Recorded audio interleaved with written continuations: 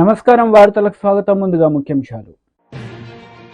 మాజీ మంత్రి Jogu Ramanna press meet, పలు అంశాలపై వివరణ.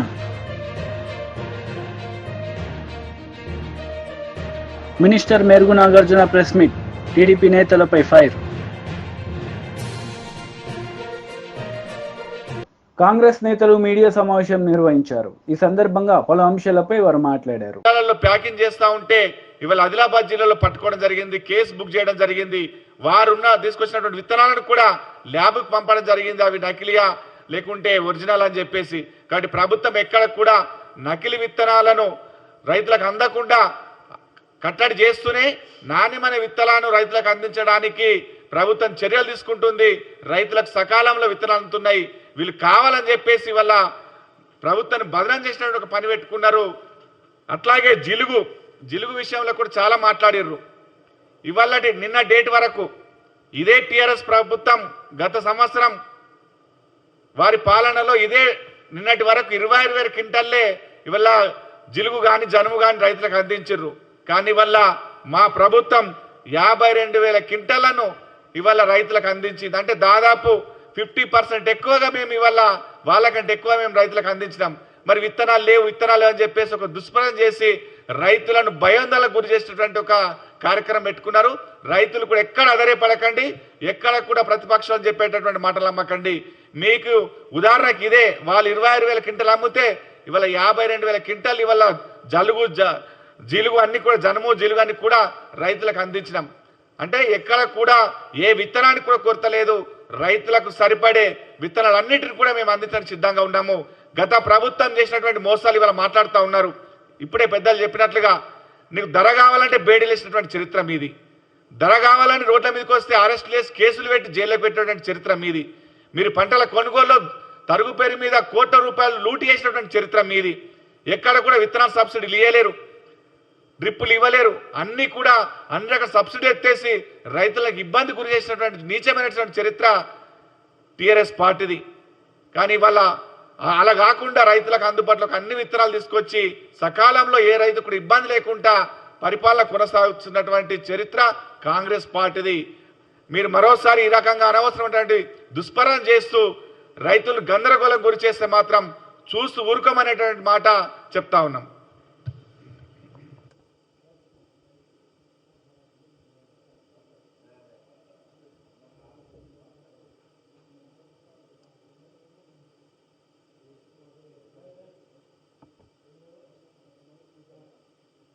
ప్యాకెట్లు వివిధ జిల్లాలకు అందుబాటులో ఉంచడం జరిగింది.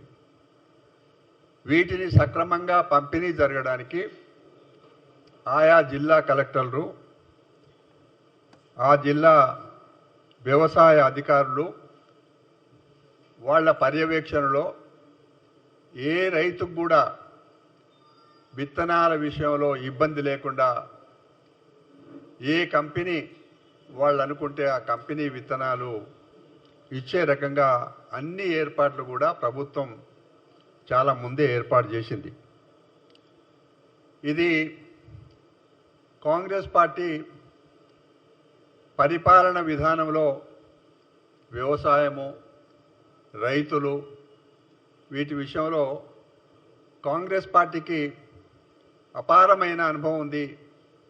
అందుకే ప్రభుత్వం ఏర్పాటైన మరుక్షణం నుంచి రైతుల సంక్షేమం గురించి అన్ని నిర్ణయాలు కూడా చకచకా జరిగినాయి. ఇది మేము చాలా సీరియస్గా టీఆర్ఎస్ పార్టీ మొన్నటి వరకు అధికారంలో ఉన్న పెద్ద నాయకులంతా మిద్దెలు మేడలెక్కి మాట్లాడుతున్నారు. ఎంత దారుణంగా దిగదారి మాట్లాడుతున్నారంటే పొద్దున వాళ్ళకి సంబంధించిన టీవీ ఛానల్లో చూస్తే కృత్రిమంగా చెప్పుల లైన్ పెట్టిండ్రు. ఆ చెప్పులు చూస్తే బాటా కంపెనీలో పెడతారు చూడండి లైన్గా, అట్లాంటివన్నీ కూడా సమకూర్చి ఫోటోలు తీసి రైతులు పడిగాపులు కాస్తున్నట్టుగా చిత్రీకరించి కృత్రిమంగా ఈ కార్యక్రమాలన్నీ చేస్తున్నారు. ఇది రైతులను ఒక విధంగా ఆందోళనకు గురి చేయడానికి వాళ్ళు చేస్తున్న పనులు, పాపం అమాయకులు రైతులు, నిజంగానే దొరకవేమో అనే ఆలోచన వాళ్లకు ఉంటుంది. దానికి ఒక ప్రతిపక్ష పార్టీగా అన్ని వివరాలు తెలుసుకొని వాళ్లకు సహాయపడే విధంగా ఉండాల్సింది పోయి రాజకీయం చేసుకుంటున్నారు. నేను బీజేపీ లీడర్ మీడియా సమావేశం నిర్వహించారు. ఈ సందర్భంగా పలు అంశాలపై ఆయన మాట్లాడారు. ఇప్పటి వరకు ఫసల్ బీమా మీద ఈ రాష్ట్రంలో అమలు చేస్తామని ఒక పక్కకు చెప్పిండ్రు. అసలు ఎవరి ప్రీమియం ఎంత, ఎవరు కట్టాలా? కేంద్ర ప్రభుత్వ ప్రీమియం మినా ఈ రాష్ట్ర ప్రభుత్వం కట్టేటటువంటి ప్రీమియమే కాకుండా రైతులు కట్టే ప్రీమియం కూడా ఈ రాష్ట్ర ప్రభుత్వం భరించాలని మేము మాట్లాడినప్పుడు ఒక పక్క కడతామనే విధంగా మాట్లాడిండ్రు. కానీ ఇప్పటి వరకు దాని మీద స్పష్టమైనటువంటి ఆదేశాలు ప్రభుత్వం నుండి లేవు. రైతుకు కనీసం ప్రభుత్వం నుంచి ఒక సమాచారం లేదు. ఇప్పుడు అసలు ఏ సీడు, ఏ కంపెనీ ఉత్పత్తి చేసిన సీడ్ మార్కెట్లో అందుబాటులో ఉన్నదో ఇప్పటి వరకు వ్యవసాయ శాఖ సమీక్ష చేసినట్టు మాకు అనిపిస్తలేదు. స్టేట్ లెవెల్ బ్యాంకర్స్ మీటింగ్ జరిగిపోయింది, 3 నెలలు అయిపోయింది జరిగిపోయి, కానీ జిల్లా లెవెల్ బ్యాంకర్స్ కమిటీకి ఎటువంటి డైరెక్షన్ వెళ్ళలేదు. పంట రుణాలు రైతులకు ఎక్కడా కూడా అందుతలేవు. కేవలం రెన్యువల్స్ మాత్రమే చేస్తున్నారు. వేల కోట్ల రూపాయలు ఇప్పటికే పంట రుణాలు రైతులందరికీ బ్యాంకర్లు ఇవ్వాల. ఒక పక్క బ్యాంకర్లేమో రైతులు లోన్లు కట్టలేదు కాబట్టి మేము ఇవ్వలేని పరిస్థితులు ఉన్నామని బ్యాంకర్లు మాట్లాడతారు. ప్రభుత్వ ప్రకటన ఎన్నికల తర్వాత ఒక తీరు, 4 నెలల తర్వాత ఇంకో తీరు. రేపు ఏ రకంగా మాట్లాడతారో ప్రభుత్వ ప్రకటన కూడా అర్థం కానటువంటి పరిస్థితి ఉన్నది. నకిలీ విత్తనాలని అరికట్టడంలో ప్రభుత్వం పూర్తిగా వైఫల్యం చెందింది. ఒక నేరస్తుడు నకిలీ విత్తనాలతో దొరికి మళ్ళీ 4 గంటల తర్వాత బయటకు వచ్చి నాకేం చేయగలుగుతుంది ఈ చట్టం, ఎప్పుడో 1960లో ఉన్నటువంటి ఆ చట్టాన్ని ఇప్పుడు అమలు చేస్తామంటే అది ఎక్కడా కూడా డూప్లికేట్ విత్తనాలని కంట్రోల్ చేసేటటువంటి పరిస్థితి లేదు.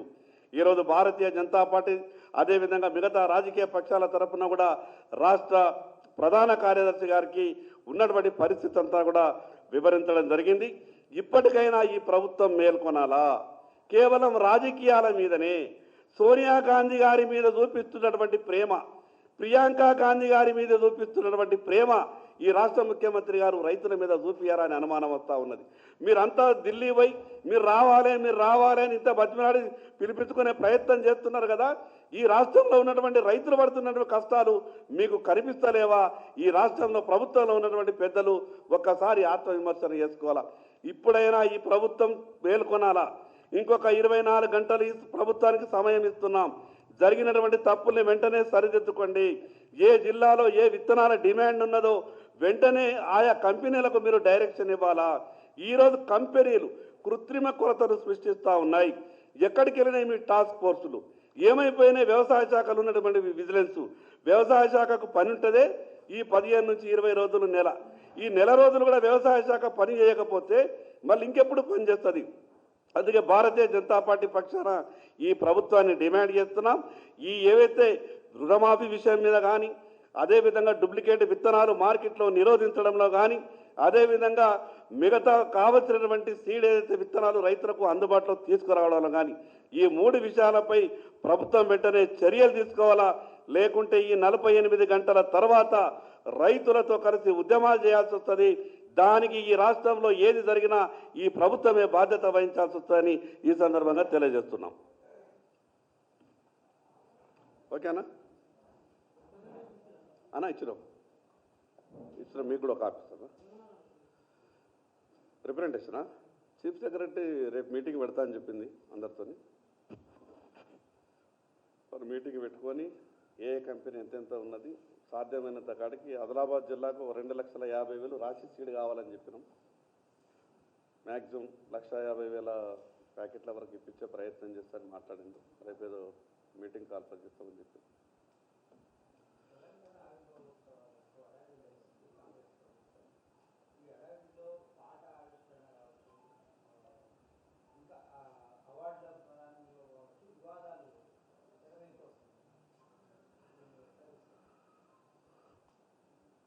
అంటే ఈ ప్రభుత్వ ఆలోచన అంతా కూడా కొత్తగా మేము చేసేదేమీ లేదు, పాత విషయాల మీద చర్చ పెట్టి 5 సంవత్సరాలు పరిపాలన కొనసాగిస్తే బాగుంటుందేమో అని ఆలోచన చేసే విధంగా కనిపిస్తూ ఉన్నారు.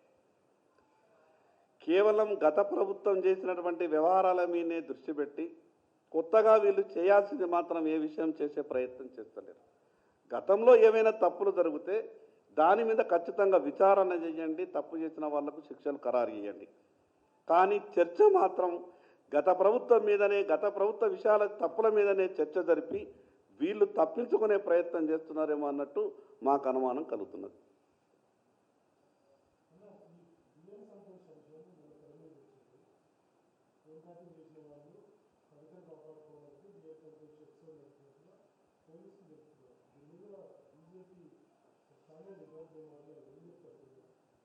పెద్దలు మాట్లాడతారన్న ఆ విషయం మీద, జాతీయ స్థాయి అంశం కాబట్టి పెద్దలు మాట్లాడతారు.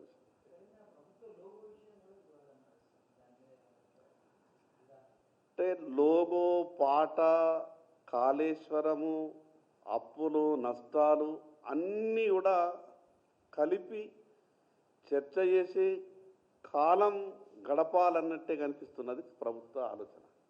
ఈ విషయం ఇక్కడ కాదు, మేము అసెంబ్లీలో మాట్లాడినాం. మీ ఆలోచన అంతా కూడా మీరు ఇచ్చేటటువంటి గ్యారంటీల మీద దృష్టి పెడతలేరు, మీరు ఇచ్చినటువంటి హామీల మీద దృష్టి పెడతలేరు, కేవలం గతంలో జరిగినటువంటి విషయాల మీద చర్చ జరుపుతున్నారు అని ఆ రోజు మేము అసెంబ్లీలో కూడా మాట్లాడినాం.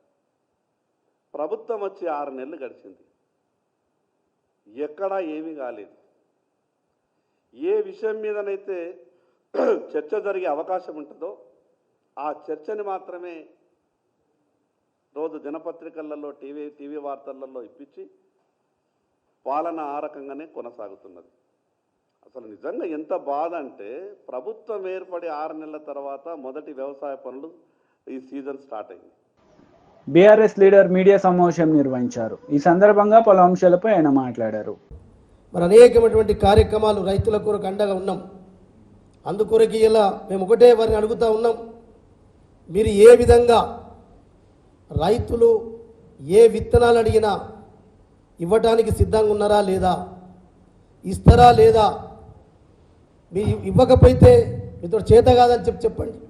మరి గతంలో ప్రభుత్వం మేము ఏమైనా ఇలా రైతులు గతంలో విత్తనాల కంటే ముందు సాగునీరు లేకపోయా, కరెంటు లేకపోయా, మరి ఇప్పుడు విత్తనాలు కూడా ఇస్తలేరు. మరి ఇలా ఇదేనా రైతులను మార్చేటటువంటి ప్రభుత్వం అని అడుగుతున్నాం. దేన్ని మారుస్తున్నారు మీరు? అందుకొరకే ఈరోజు ఒకటే మేము కాంగ్రెస్ ప్రభుత్వాన్ని మరి ప్రశ్నిస్తున్నాం.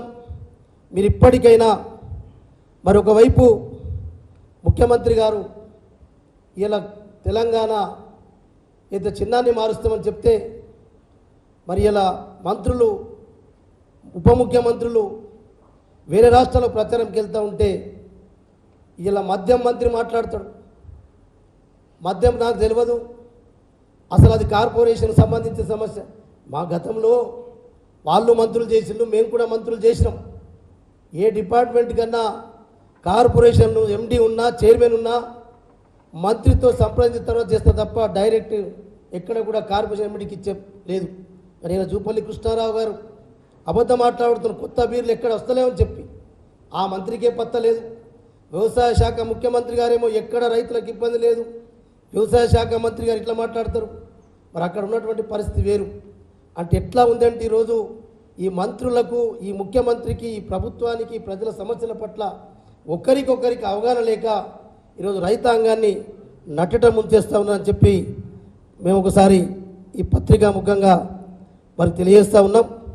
అందుకొరకే రేవంత్ రెడ్డి గారు ఏదైతే మీరు మరి గతంలో కనీసం కేసీఆర్ గారు రైతుల కొరకు ఎంత శ్రద్ధ పెట్టిండ్రో మీరు కనీసం ఒక 10% కూడా రైతుల గురించి ఏం మాట్లాడతలేరు. రైతుల గురించి కనీసం కేసీఆర్ గారు చేసినటువంటి ఎంతైతే సమయం ఇచ్చిండో మీరు ఒక 10% సమయం ఇచ్చిన ఈ రైతులకు ఈ ఇక్కట్లు రావు, ఈ బాధలు రావు. ఇలా కరెంటు చూస్తూ ఉన్నాం. కనీసం ఇలా వర్షాకాలం సీజన్, పంటలు వేసుకునే సీజన్ మొదలైంది.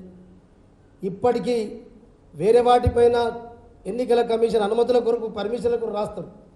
ఇలా సమీక్షలు పెట్టుకుంటాం లేదు.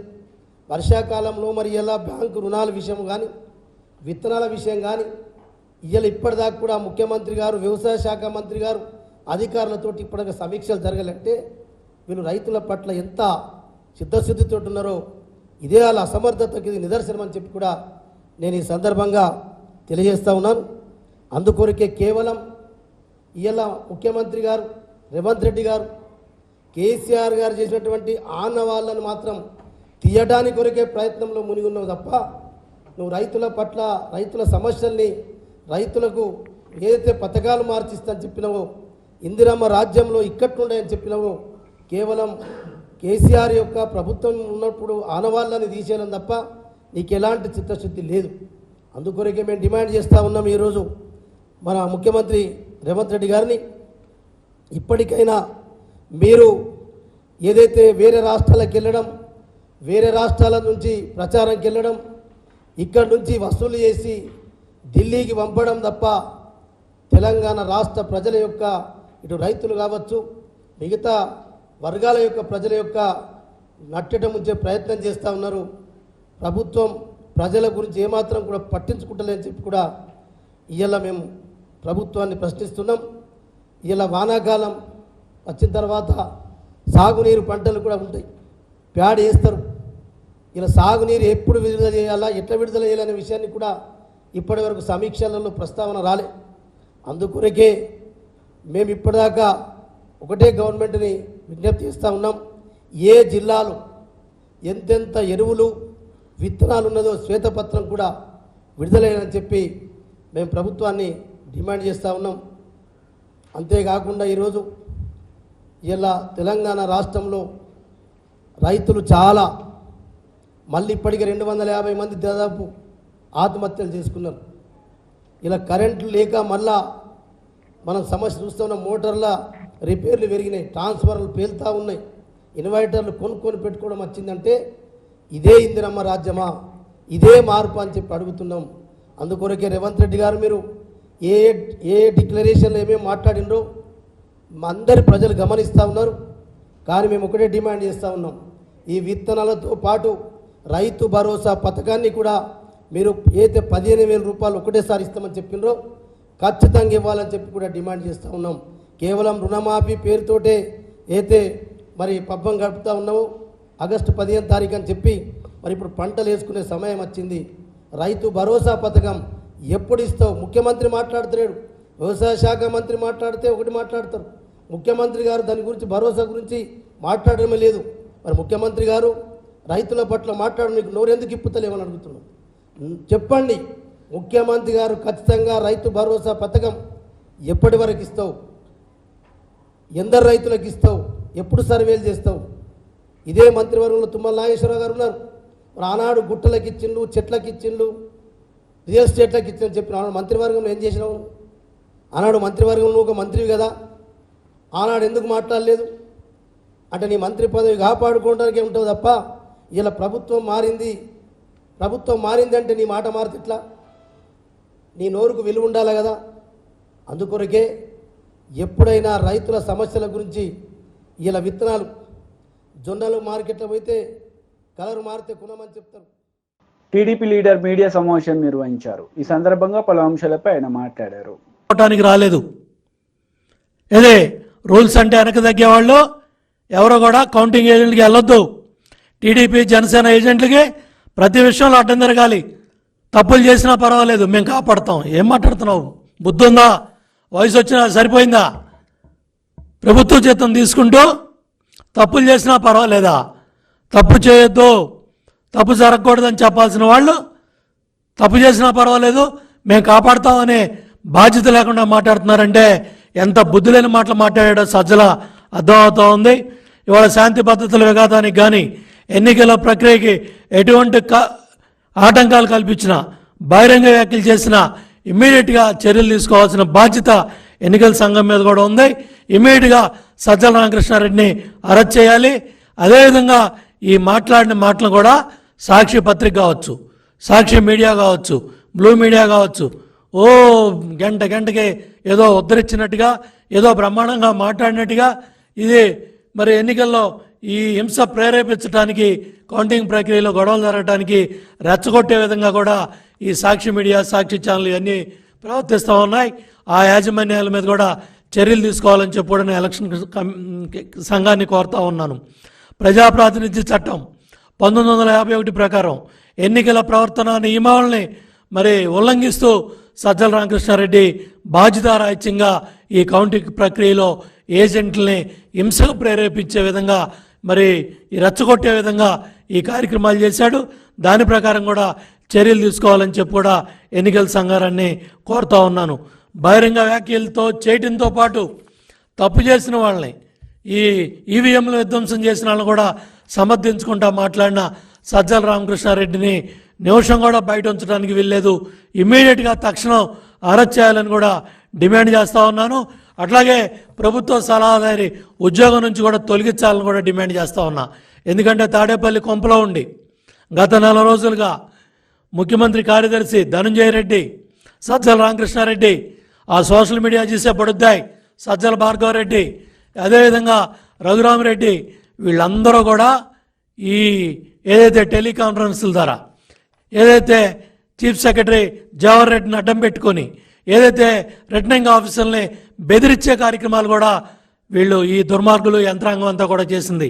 ముఖ్యమంత్రి కార్యాలయం దగ్గర నుంచి, తాడేపల్లి కొంప కార్యాలయం దగ్గర నుంచి, క్యాంపు కార్యాలయం దగ్గర నుంచి ఎవరెవరు ఫోన్లు వెళ్ళినాయి, ఎవరెవరో టెలికాన్ఫరెన్స్లు వెళ్ళినాయి. ఇవాళ చూడండి చాలా ప్రాంతాల్లో రిటర్నింగ్ ఆఫీసర్స్ మాకు ఆరోగ్యం బాగోలేదని ఒకళ్ళు, లేకపోతే మేము భయపడుతున్నాం వాళ్ళని ఒకళ్ళు, ఒత్తిళ్ళు వస్తున్నాయని ఒకళ్ళు, మమ్మల్ని తప్పించమని ఇవాళ రాయలసీమ ప్రాంతంలో కొంతమంది ఆర్ఓలు, కొంతమంది పోలింగ్ అధికారులు, కౌంటింగ్ వెళ్ళే అధికారులు మరి ఎన్నికల సంఘాన్ని అడుగుతున్నారంటే దీనికి బాధ్యత ఈ సజ్జల రామకృష్ణారెడ్డి లాంటి ఈ వ్యాఖ్యల వల్లే ఈ దుర్మార్గాలు, ఈ అరాచకాలని బట్టబయలవుతూ ఉన్నాయి. కాబట్టి ఇమ్మీడియట్గా సజ్జల మీద చర్యలు తీసుకోవాలని కూడా డిమాండ్ చేస్తూ ఉన్నా. ఎర్రగొండపాలెం అక్కడ ఆ రిటర్నింగ్ ఆఫీసర్ చెవిరెడ్డి భాస్కర్ రెడ్డి చేసిన అరాచకాలు, అక్కడ ఏదైతే ఆ ఆర్ఓ ఆఫీస్కి వచ్చి అతను మాట్లాడిన మాటలు, ఏళ్ళు చూపించి బెదిరించిన విధానం, ఇది పోలింగ్ ప్రక్రియలో ఇవాళ ఆర్ఓని అక్కడ బదిలీ చేసినట్టుగా మరి వార్తలు మీడియాలో వచ్చాయి. దాన్ని కూడా ఎన్నికల సంఘం దృష్టికి తీసుకెళ్తాం.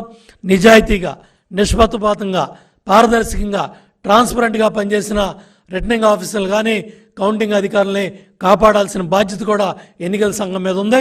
చెవిరెడ్డి భాస్కర్ రెడ్డి ఆర్ఓని బెదిరించేది మీడియాలో వచ్చింది, పత్రికల్లో వచ్చింది, సోషల్ మీడియాలో వచ్చింది.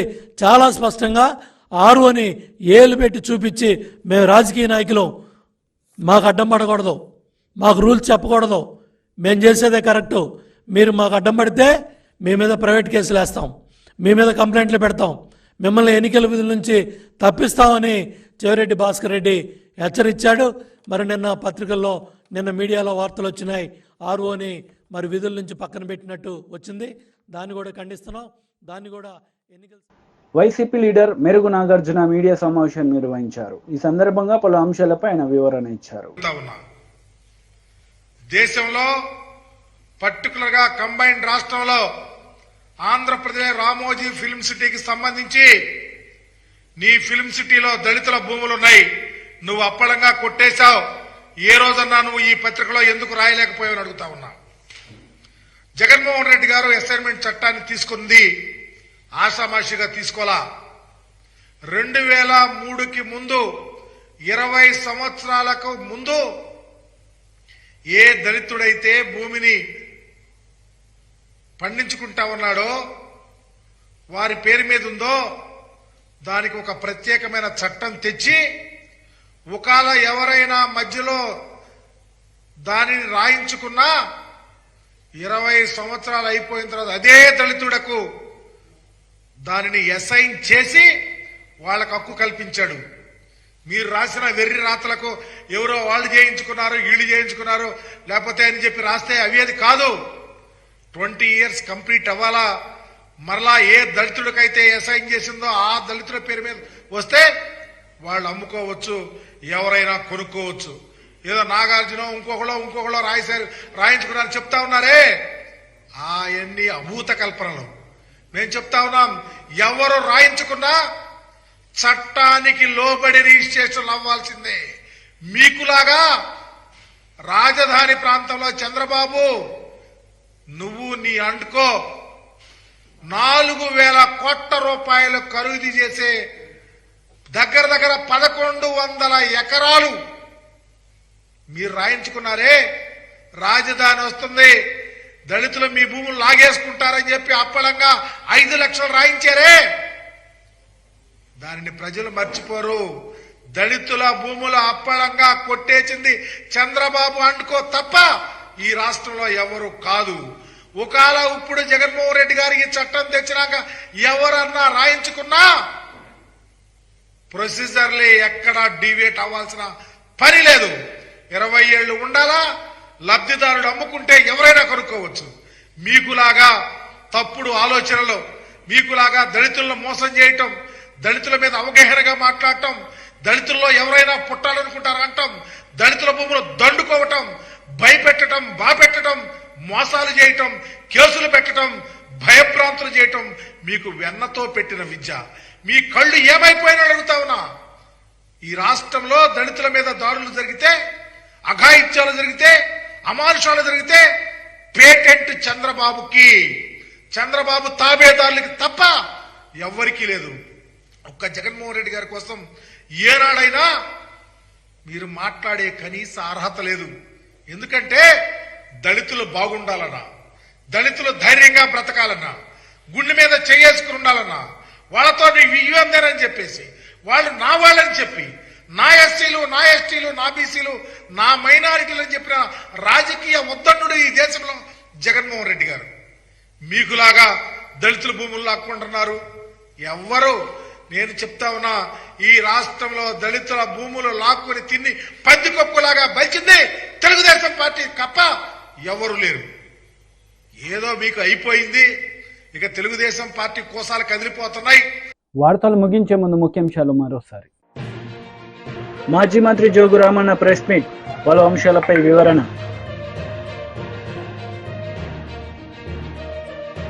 Minister Merugu Nagarjuna press meet, TDP నేతలపై ఫైర్. ఈ వార్తలు ఇంతటితో సమాప్తం. తిరిగి ప్రసారమయ్యే వార్తలు మళ్ళీ కలుద్దాం. అంతవరకు సెలవు. నమస్తే.